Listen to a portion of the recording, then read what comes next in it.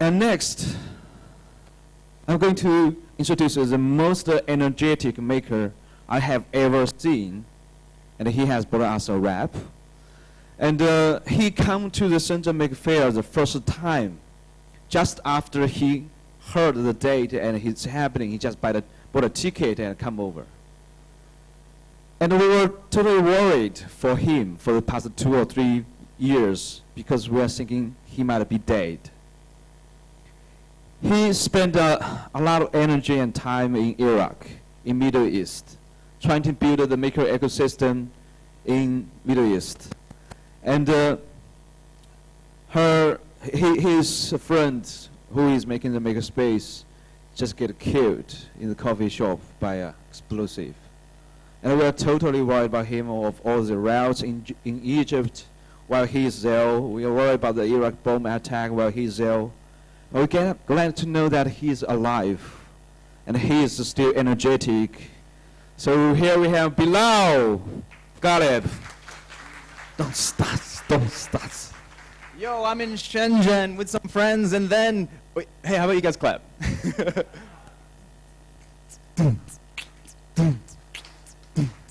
I'm in Shenzhen with some friends and then I'm speaking and I hope to grow tall like a seedling with some meaning. And you gotta grow cause everyone else is taken. You gotta be yourself and know yourself through some making. I don't eat bacon, actually I don't eat nothing at all cause I'm fasting. I'm not fasting, I'm lasting. I'm drinking water at night and I'm up all night. I'm in here in the morning and I'm gonna tell you something. I hope it ain't boring. It's morning glory, it's glorious to know you. I'm not bored of you yet. Come and give me a hug at the end. All right, see you guys. All right, hopefully that gives you guys a little bit of energy. We're talking about passion. I got to get this clicker up in here, up in her. Sorry for the translators, and sorry for everyone who didn't understand. Probably better off. Okay, so this talk is something you're going to do. We're at the Maker Faire. You can't just sit here and listen. You guys know what I mean? Bada bing, bada boom. So first things first, please introduce yourself to your collaborator. Maker Faire, collaboration, big deal. Your collaborator is now sitting to the left or right of you. Shake their hands and at least get to know their names.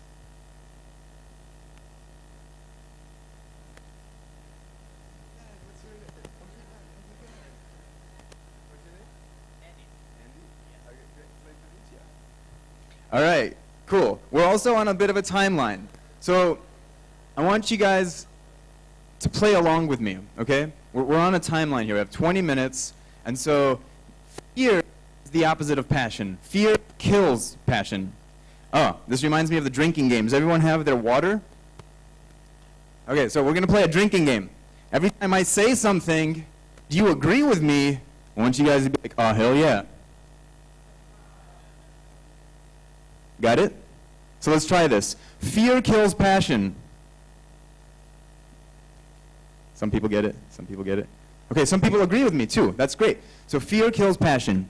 And so in order to play this game, you're gonna need to know your neighbors, and you need to have a pen, and you need to have your drink open, so that you can drink when you're agreeing with me. Does everyone have a pen and a drink? Once you have your pen and a drink, lift your drink in the air.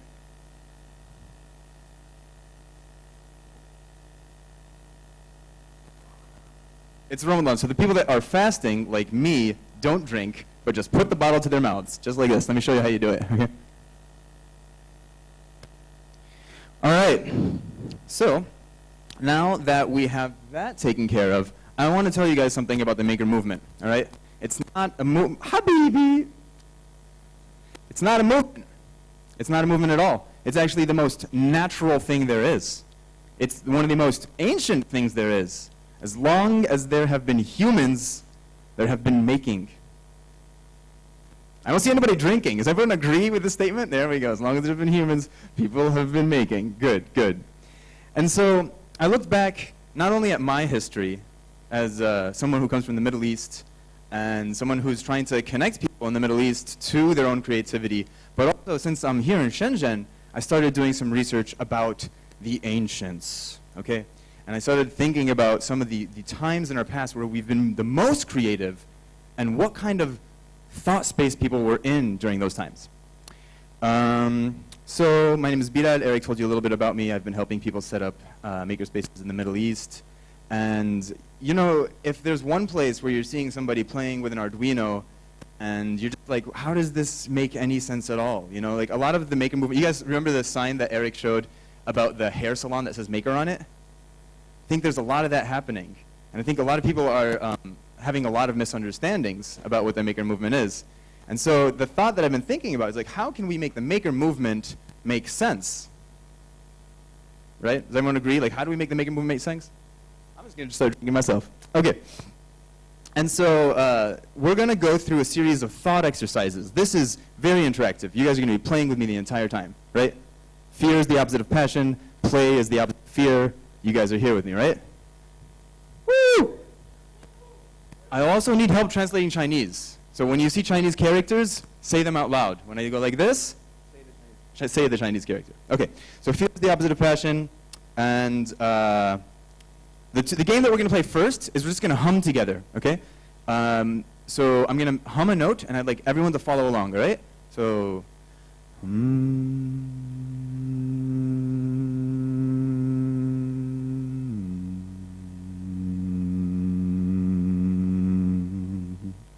That's beautiful. You guys want to try it on your own, and I'll hum with you guys?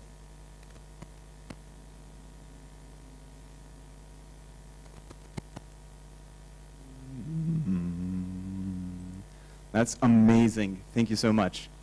This is the analogy that I'm going to bring about over and over again. I'm going to talk about making, especially authentic making and passionate making, as a way of singing with the universe. Just as I sang with you and you sang with me, there's a song happening. And it's our job to listen, to see both within ourselves and outside of ourselves what's happening, and then sing along. We're going to talk about two different ancients. So people know who this guy is? This is Lao Tzu, old school guy, one of the guys who wrote the book on Taoism. And sometime in the ancient Chinese history, there was a period of time where all this stuff started like popping up, right? There was this idea of being a gentle person, someone who was whole, someone in the English language you might call a Renaissance person. And there's a relationship between what was happening in China as people were following the customs and rituals, the music tools, archery and honing the body, charioteering and traveling, calligraphy and expressing one's idea, mathematics, logic, and physics. There was this idea of a whole human, someone who is a part of the world and engages with the world with all of their abilities. Does this sound familiar? Does this sound a little bit like maker culture? Well, it should. Interdisciplinary, right? And this is from the Muslim tradition. The Prophet Muhammad ﷺ said that we should teach our children swimming, archery, and horseback riding. And these are analogies for body, mind, and soul. And this is a saying that's popular in the Muslim society, which is you should seek knowledge even if you have to go as far as China. And so here I am. And so here's just some stuff that happened. So this is not all stuff that happened in the Tang Dynasty, but this is stuff that was really refined during this era. And during this time, Lao Tzu and Neo-Confucianist ideals were coming up. And we're going to talk about how those ideals are something that we can implement in our lives to create authentically, to be making passionately. And something very related is something else happened. Something else happened in Muslim society, also about 1,000 years ago, that brought about this beautiful change. Poetry, art, philosophy, science, something about being a whole person, something in that culture brought about from people these really beautiful ways of being and exploring and engaging with the world. And so that's one ancient. You remember we're talking about two ancients. One ancient is our histories. Chinese philosophical history, Muslim philosophical history, creating about these eras of great innovation. And we're in another era of potentially great innovation. We're seeing innovation, but how does it become great? And I think if we learn from these ancient philosophies, we can re-identify that. And if you guys don't identify with ancient philosophy, there's another ancient person I want to introduce you to. And this is where we're going to talk to each other. That ancient person is yourself. Is yourself 20 years ago, 30 years ago, 40 years ago. when you were a child, 50 years ago. I don't know how old you are. So for me, 20 years ago, I was a kid. I loved walking through creeks. I liked being in nature. I liked thinking about the world, reading encyclopedias. I would mix chemicals and not know what would happen. Who else was like that when they were younger, playing with things, being creative? Okay, so take a moment to share a story about a time when you were in your childhood where you weren't thinking about your job or about what people thought. You were just really curious and you were exploring and making something or playing. So take a moment, please. Just share a quick story.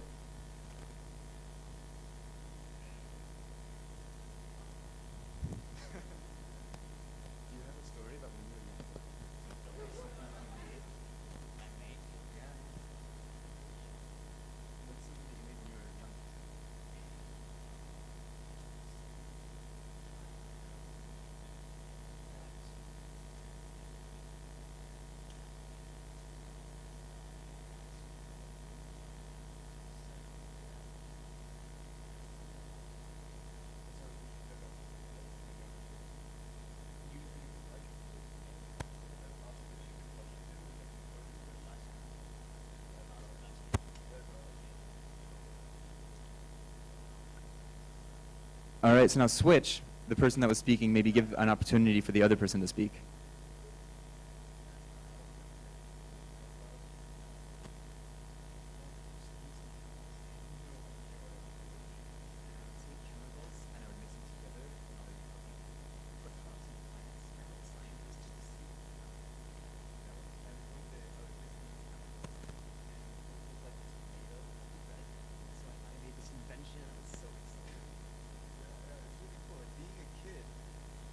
So yeah, there's something really amazing about being a kid. And I think that thing about being a kid is related to the philosophies of Lao Tzu and many other philosophies.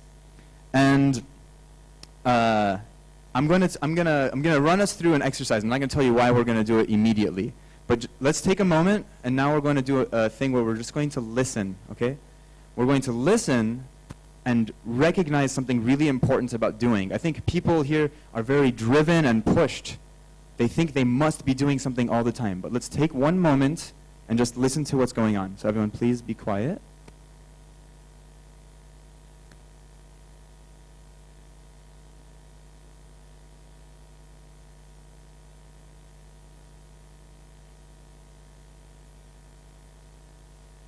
You hear people walking outside and speaking.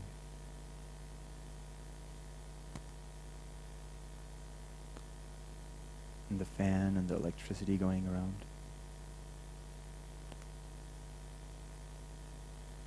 And you can take a deep breath.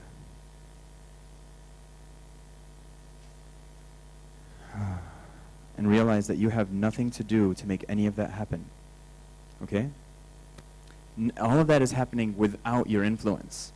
And what I really want you to recognize is that your doing is a gift. Just like we started off talking about singing with the universe, the stuff that you have to add is a gift. So what do you want to create with the world? How do you want to make things more beautiful? And so now, let's talk about being a kid. Why is being a kid so special? So this is a symbol I started developing about 1.5 years ago. And I didn't really realize that it was connected to so many spiritual philosophies of the past. And this actually stands for seeing, feeling, and then doing. And what's special about the way a kid sees the world? Anybody? Oh, can you guys read it for me?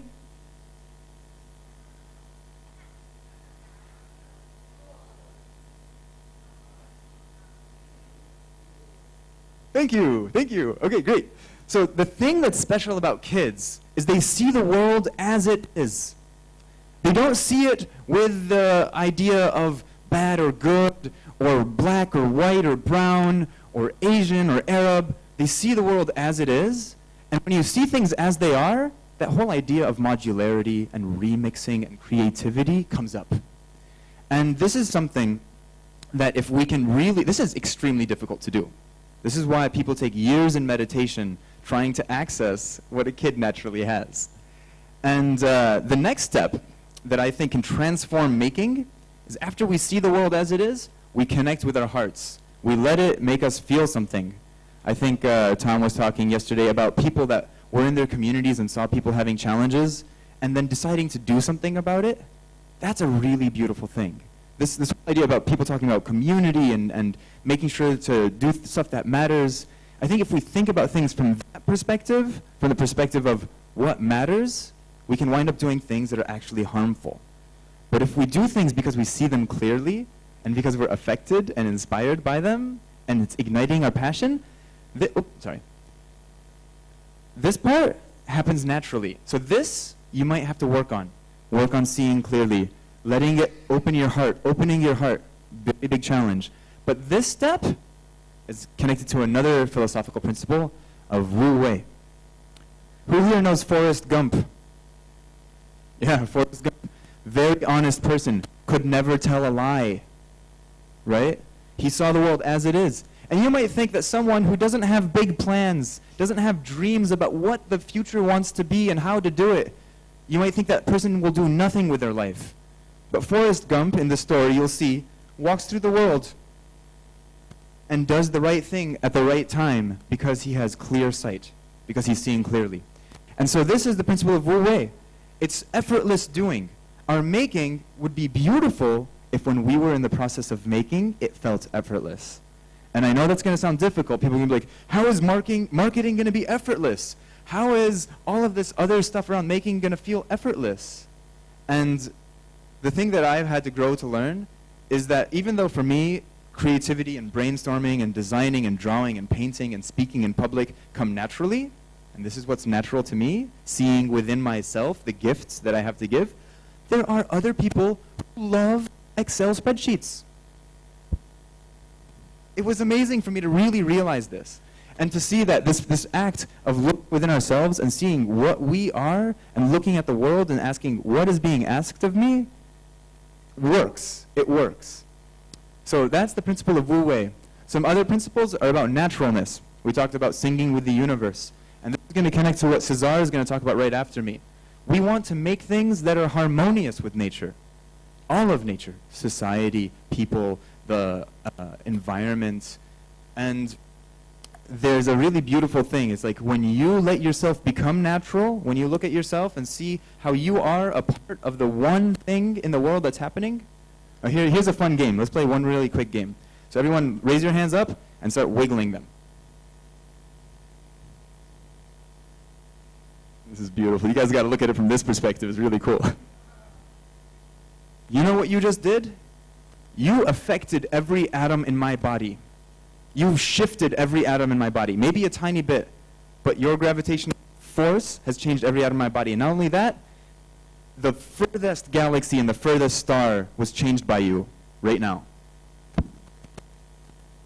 There's only one thing happening, and that's what the Taoists call the Tao, and that's what Muslims call Tawheed, and go to any other spiritual philosophy, you can find the same thing. So, how do we get in line with that one thing? I think it connects to that concept of see, feel, do. And how does it connect to the open source movement? What does the open source movement have to do with spirituality? There's another concept from the Taoist philosophy. It's called, here we go.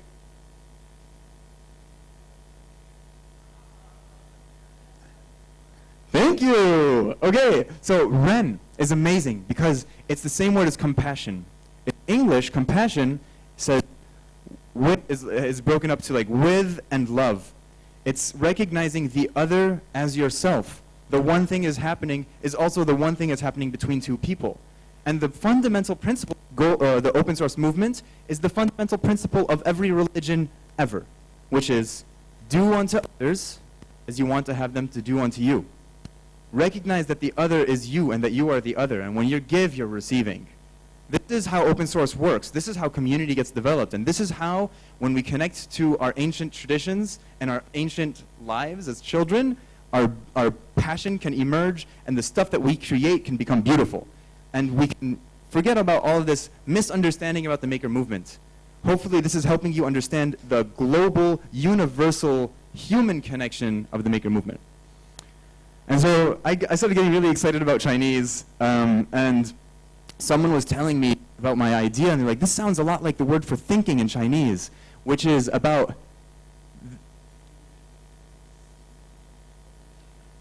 and the importance of presence.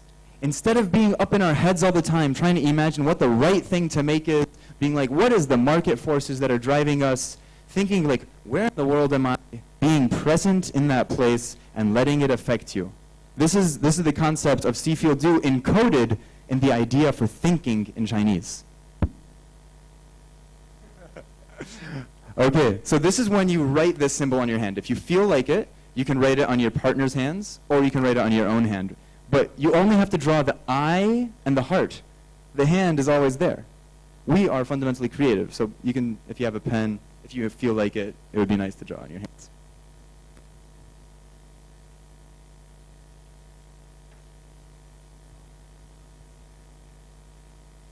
I have so much hair.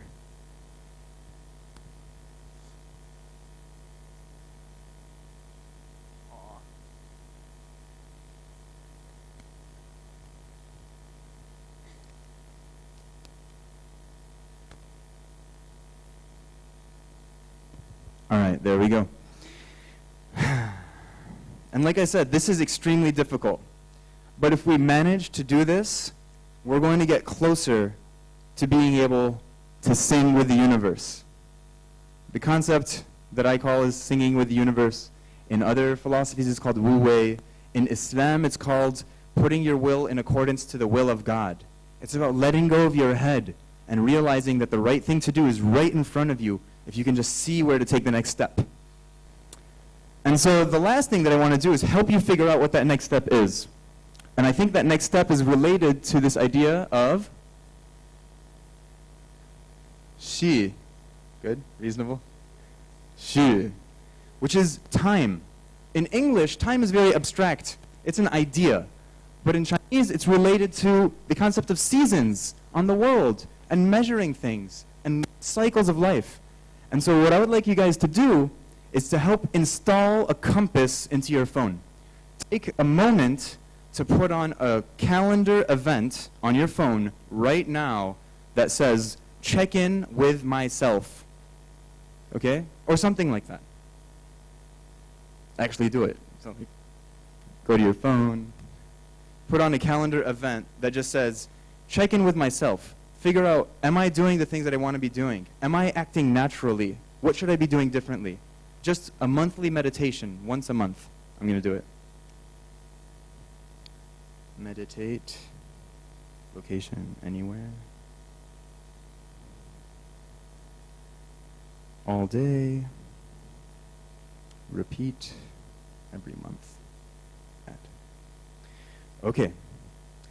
So, I hope I was able to share with you guys a couple of fundamental principles that relate the maker movement to being a human being on the earth, and realizing that our periods in the past of great innovation didn't come from people looking at spreadsheets and trying to figure out where the market is moving, but came from people that were really curious about the world, curious about themselves, and connected to each other.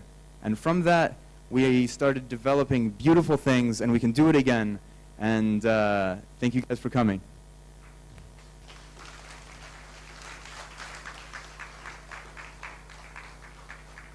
Oh, I have just one recommendation. So I brought some brushes and some calligraphy. I want someone to help me write Wu Wei. Does anybody here? Okay, I've shared a lot with you. I've asked one thing in return. Is anybody here a calligrapher in Chinese? Yeah? Have you done calligraphy, Chinese calligraphy? Yeah, does. Aww. Help me find a calligrapher in Chinese. I'd really like to this one and take it home with me. Thank you so much. Thank you, Bilal.